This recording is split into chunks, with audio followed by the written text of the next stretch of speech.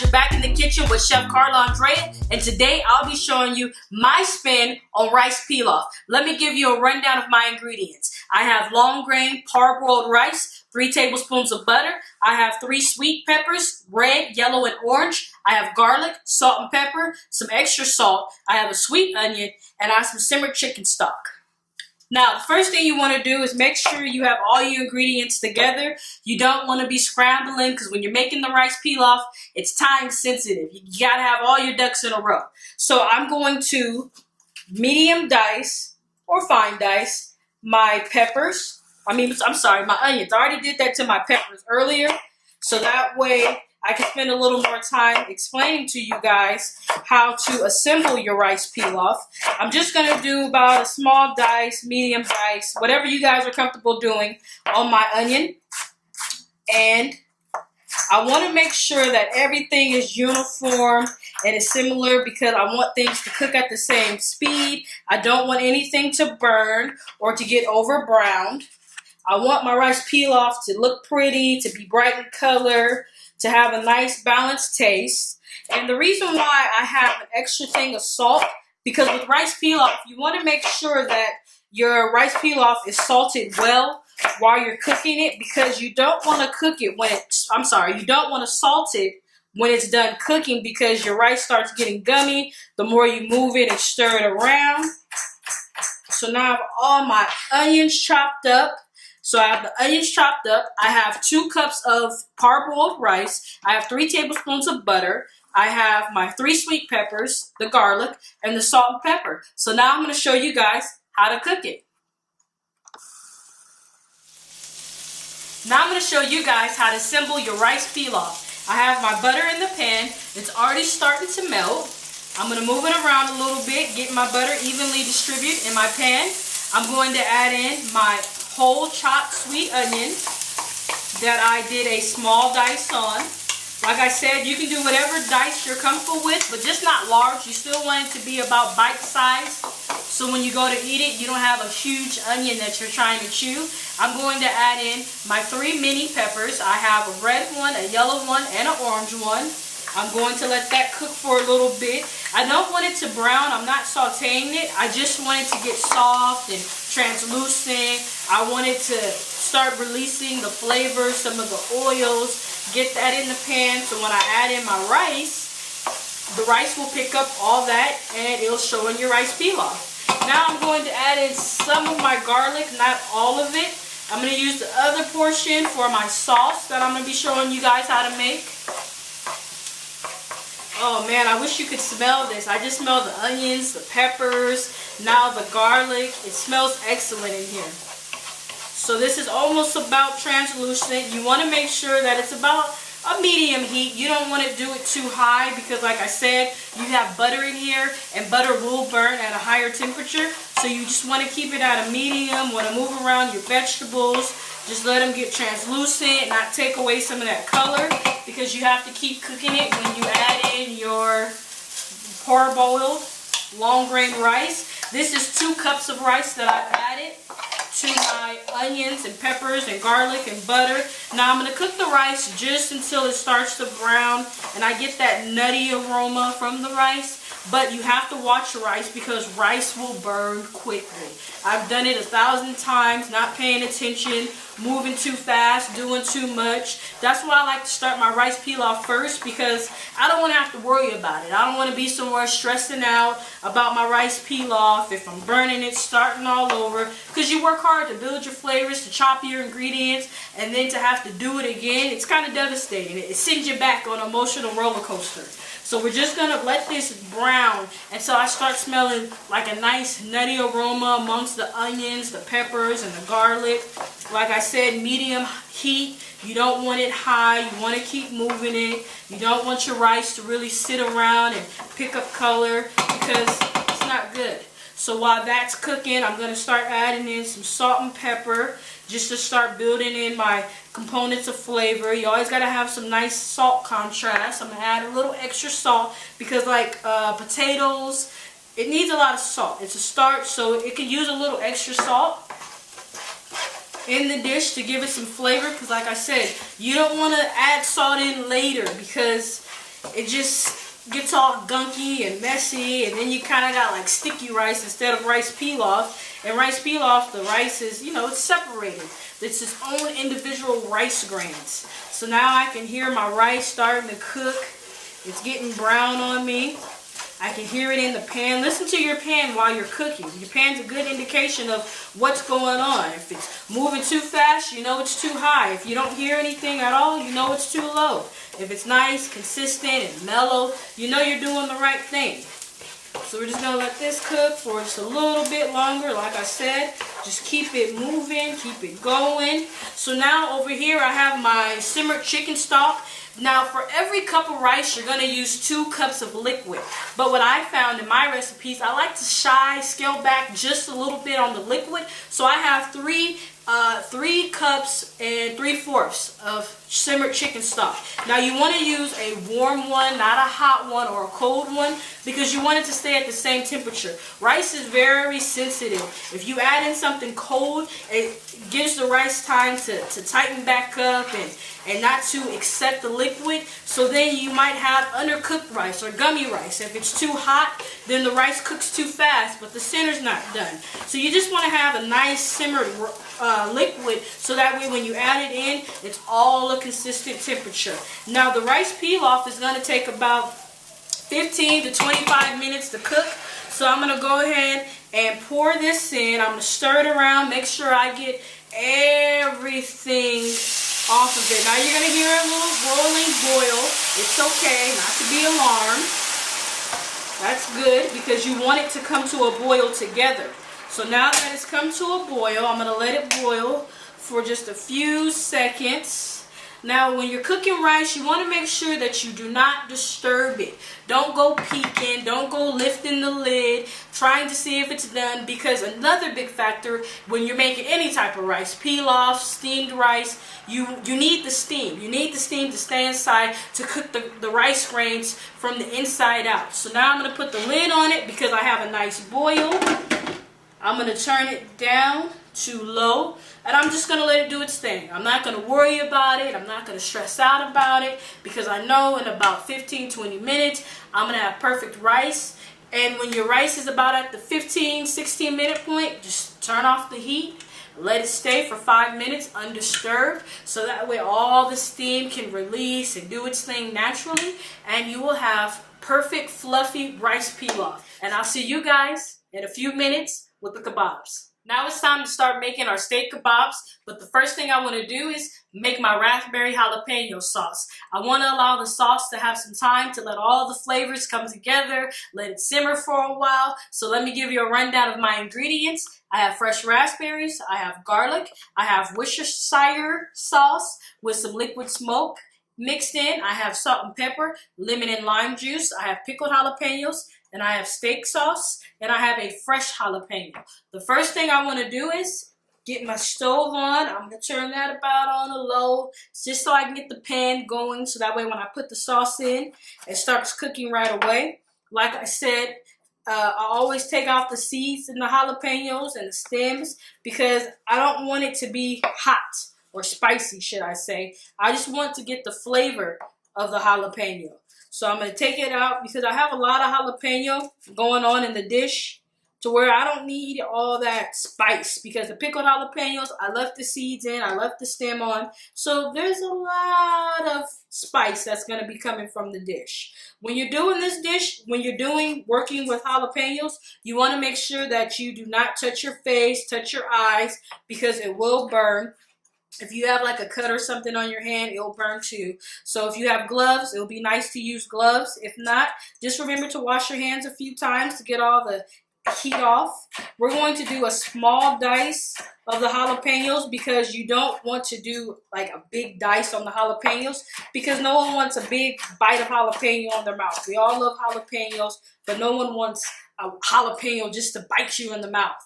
So we're going to do a very small fine dice on the jalapenos, just so we know that it's there, so we taste it, so we get the essence of the jalapenos, we get the flavor, but we don't get all that heat in our mouth, because that's like the worst thing. When you're eating something spicy with other food and then it overpowers and you don't taste, you know, what's going along with it. You don't taste the raspberries. You don't taste any of the sweet. All you get is heat. So it's like your mouth is just numb the whole time. So I'm going to add in my lemon and lime juice. I used one of each and I just squeezed it. And then I used 2.5 tablespoons of Worcestershire sauce with 1 teaspoon of the liquid smoke. I'm going to add all that in. Then I'm going to add in my garlic. This is about 5 to 6 cloves of garlic. I have a garlic press that I like to use because it just makes it a lot quicker and faster for me. Now I'm going to add in my pickled jalapenos. I even added a tablespoon of the actual jalapeno juice that came off the container. Now I'm going to add in my 1 jalapeno that is fresh. Make sure I get in all that good jalapeno that I worked to cut up. Now I'm going to add in my steak sauce. This is about 1/2 cup of steak sauce. Not too much, but just enough to let you know that, hey, it is a steak dish and we want some steak sauce. So I'm going to make sure I get in all my steak sauce. Get that in. Now I'm going to add in my 2 pints of fresh raspberries. I said, why not use fresh? I don't really like using frozen because you get a lot of the, you know, water and stuff off the frozenness of the vegetables. It's frozenness. Is that a word? I don't know. Now I'm going to grab my brown sugar. I'm going to add in 2 tablespoons of brown sugar into my pan. When you're working with brown sugar, just make sure that you level it off so that way you get the exact amount. So now I have my brown sugar in there. I have jalapeno, pickled jalapeno. I have my Worcestershire sauce. I have my liquid smoke. I have some lemon and lime to give it some balance, some savoriness, to let everything come together. That's why I like adding lemon and lime to everything, because I feel like the acidic level just kind of makes everything pop, whether if it's a savory, whether it's a sweet. I'm going to add a little bit of salt and pepper just so you know that it's savory. And I'm going to stir it all up. I'm not really worried about mushing my raspberries up because I'm going to blend those all together anyway. I just want to make sure that everything is mixed around and ready to go.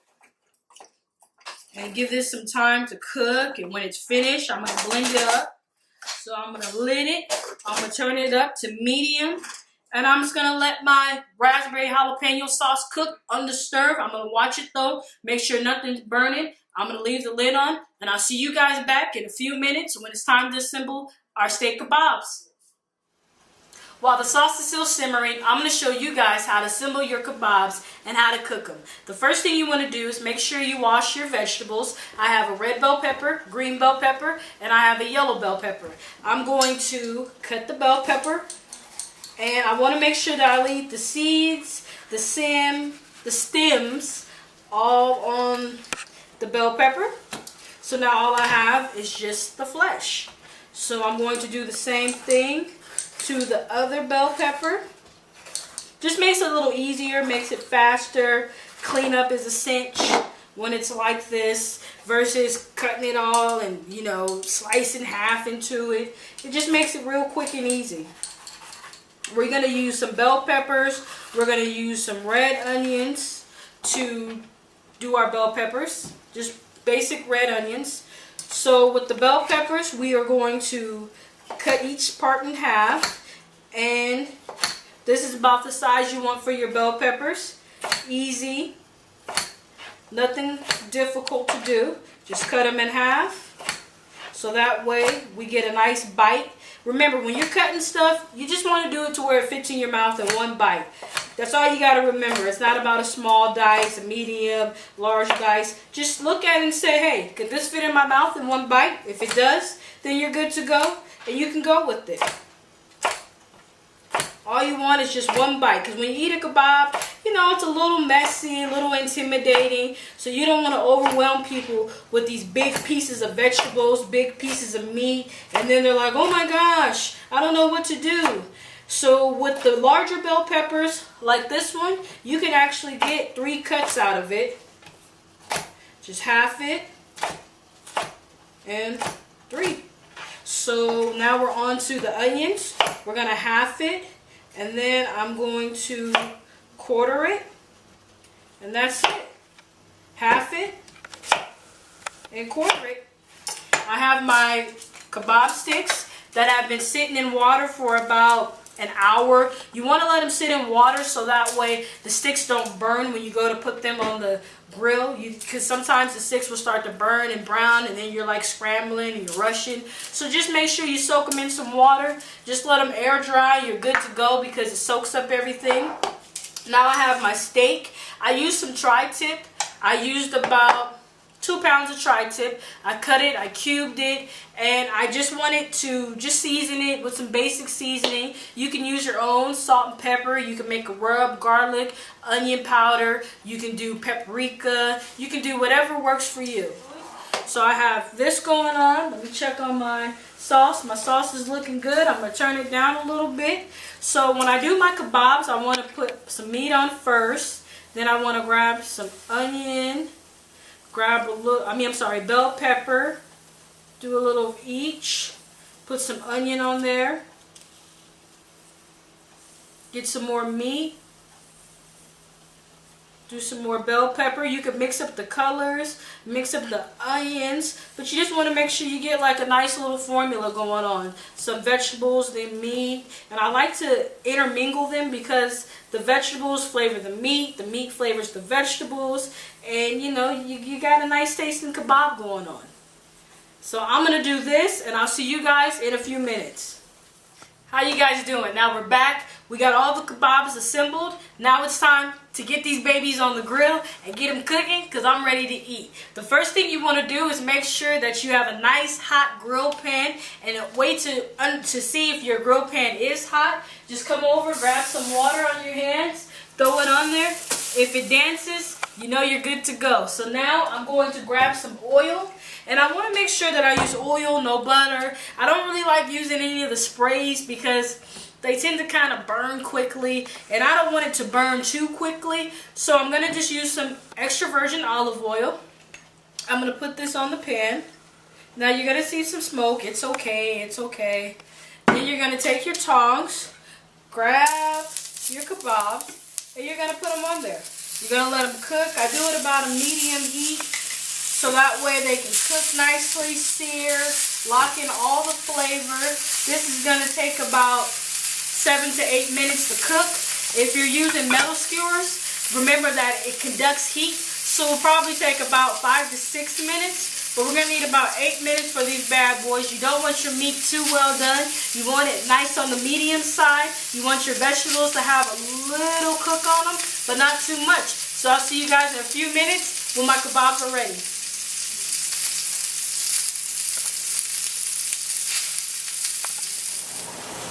Welcome back. The kebabs have been cooking for about 8 minutes. They're now ready to come off the grill. You see that the vegetables had time to brown, to cook, to soften up. The meat has a nice brown color to it. Everything is ready. It's tri-tip, so it's nice, it's tender. You want to make sure you don't overcook it. And here are your kebabs. I'm going to finish up the rest of the meal. I got some bacon wrapped asparagus coming, so I'll see you guys in a few minutes with the bacon wrapped asparagus. What's up? Now we're back. We're doing our last dish, our vegetable, our bacon wrapped asparagus. I don't know about you, but that sounds mind-blowing. So now let's get started on making these bacon wrapped asparagus. We got asparagus, we got bacon. We're going to throw them on the grill pan because I'm ready to eat, so let's get started. I'm going to cut about 1 inch off the asparagus because that inch, it's unedible. It's woodsy. It's been out in the store, so the bottom of it is dry. So I just cut the asparagus to the point to where it's fresh, it's still alive, and it tastes good. Because you don't want to eat that part of the asparagus, trust me. So now I'm going to unwrap these asparagus. I'm going to take my bacon. I cut a piece of it in half. And I'm going to pick up a piece and I'm just going to wrap it. It's really simple. You just want to make sure that you wrap it nice and tight. And you go on and you stick a toothpick in it to secure it. Go ahead and put in another toothpick. And you have a bacon wrapped asparagus. When you're finished cooking it, you just pull your toothpick off the asparagus and bacon, and everything will be stuck together. So I'm going to finish wrapping up these bacon wrapped asparagus, and I'll see you guys in a few minutes when I'm ready to throw them on the grill. Hey, now we're back, so it's time to get these asparagus on the grill. We done assembled them, wrapped the bacon, put some toothpicks in it. So now let me get my oil. I want to throw some oil on the actual asparagus because I want to season them with just a little bit of salt and pepper. Put some salt and pepper on these asparagus. Remember, you always want to build flavor. You always want to have a flavor depth profile going on. You don't want it just to be bland or not to have the salt or anything like that. So now that we got that going on, we're going to throw just a little bit more oil on the grill. And we're going to put our asparagus on. That sizzle, that's nice, because that means our bacon's going to crisp up. The heat is on a medium. I'm going to finish putting these asparagus on the grill real quick so I can come over and blend up my sauce, my raspberry jalapeno sauce that we started earlier. Now you don't want to overcrowd your grill, so we're going to have to cook these in 2 stages. So now that I got half my asparagus on, I want to look at my sauce that's been cooking the whole time ever since we started the kebab. I'm going to take my immersion blender. I'm just going to blend it up a little bit. If you don't have an immersion blender, you can always use your blender. So we're just going to blend it up.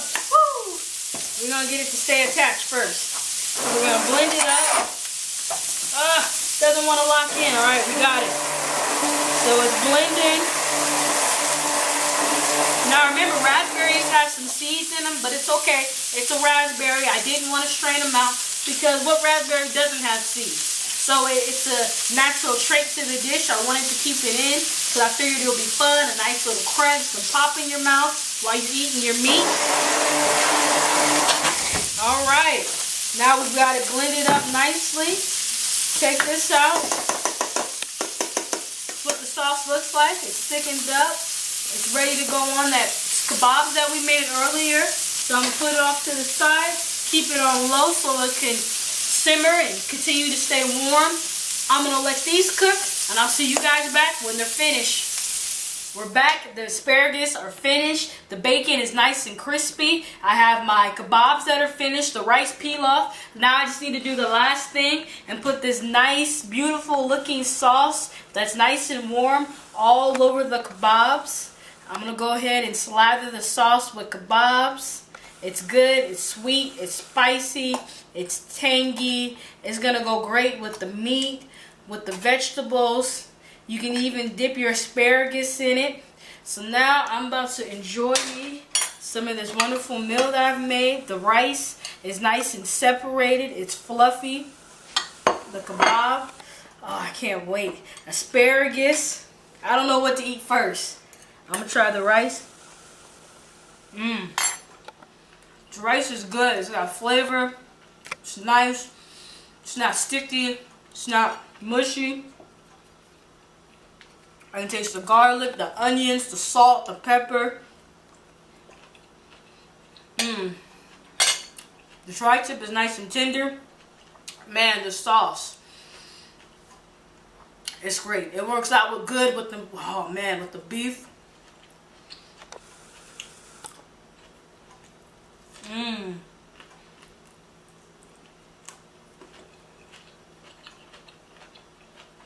Asparagus are nice and great. Cooked perfectly. Still nice and bright green. It's a great meal to make with family, friends, if you want to sit around, have some beers, drink some sangria, some wine, even juice, water, whatever you want to drink. It's a meal that's full of flavor, easy to cook, it's fast, and you guys are going to enjoy it. Thank you for watching. Thank you for cooking with me. Please subscribe. I'll see you guys next time. Have a good day.